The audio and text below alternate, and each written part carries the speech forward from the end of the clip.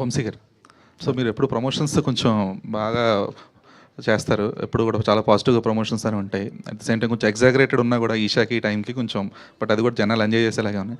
But ఇందాక ఒక స్టేట్మెంట్లో మా సినిమాలో కథ ఉందని చెప్పాం, ఆ కైండ్ ఆఫ్ కొంచెం నాగవంశీ గారి స్టేట్మెంట్ కొంచెం ఏదో కాంట్రరీలా ఉంది.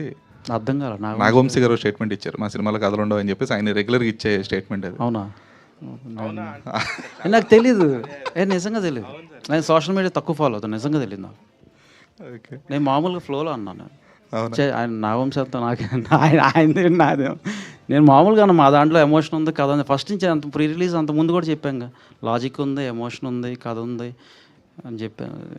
It's a casual statement. అసలు I didn't refer to anyone. అంత లేదు మీరు ఎక్స్పెక్ట్ చేసే అంత లేదు దాంట్లో, ఆ స్టేట్మెంట్లో. లేదు అంటే కొంచెం రీసెంట్గా ఆయన ఫంకీ సినిమా కూడా అదే స్టేట్మెంట్ ఇచ్చారన్నమాట. అసలు నేను చూడలేదు, నిజంగా తెలియదు నాకు అది.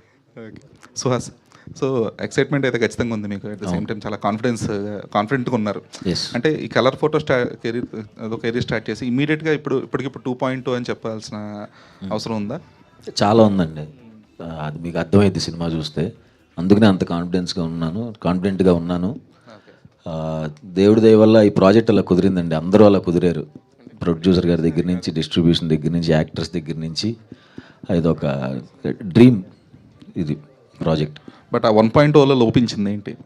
1.0లో అంటే 2.0తో రీక్రియేషన్ అంటున్నారు కదా కొత్తగా అయింది, బట్ 1.0లో ఏం లోపించింది? ఇంత పాజిటివ్గా ఉన్నప్పుడు నెగిటివ్ ఎందుకు మాట్లాడుకోవటం?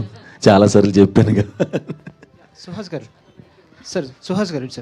సార్, అంటే ఇప్పుడు లాస్ట్ మూవీస్ చూసుకుంటే కొంచెం మీకు బ్యాలెన్స్ తప్పినాయి, కొంచెం తగ్గినాయి. ఈ మూవీ అయితే బాగానే తగ్గినాయి. అదే. సో ఈ మూవీ కాన్ఫిడెన్స్ ఉన్నారు కదా.